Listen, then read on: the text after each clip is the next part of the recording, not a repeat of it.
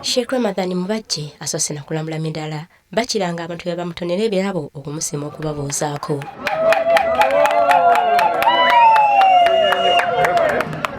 Era n'expo tugiwagira era tusaba Allah entandiiko wadde entono twagala kibeererewo oluvannyuma kijja kusika abantu bonna abasuubuzi bonna abasiraamu n'abatali basiraamu ffenna tubeere nga tutambulira wamu kubanga ebyobusuubuzi tonoonyaamu ddiini tonoonyaamu ggwanga ate tonoonyaamu kika.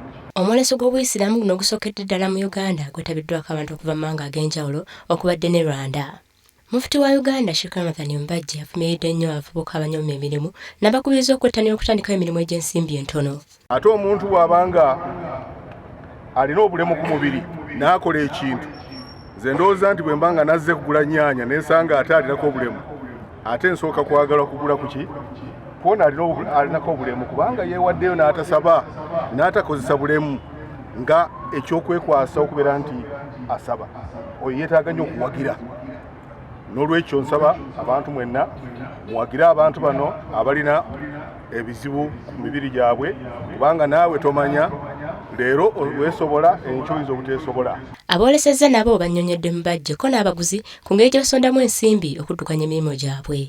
Olw'obukulu n'ekisa ky'obaddeyo okuba nti otuuse ku dduuka lyange erya Aishan Ibra mukama wange kino kyekirabo kyenkuwadde ku lunaku olwaleero. Insha Allahu Ta'ala edduwa kunyongereze buli wookavudemu nti omuntu muno mu nsi tewali mmere gye yali alidde oba tewali kyakunywa kye yali anywedde kisinga bulungi ng'omuntu okubeera nti olidde ekintu ekivudde mu ntuuyo zo. Olubeerera buli lw'oli ekintu nga kiva mu ntuuyo zo obeera n'emirembe n'ekintu ekyo kikuwoomera. Omwoleso guno guteekeddwamu ebirungo bingi omuli empaka za Kulaani okuddamu ebibuuzo eby'enjawulo ebikwata ku ddiini n'ebirala. Abawanguzi baakulangirwa nga 23 omwezi guno era nga bakuweebwa ebirabo bingi omuli ne tiketi okugenda e Dubai. Olivia Nakate, WBS TV, Kampala.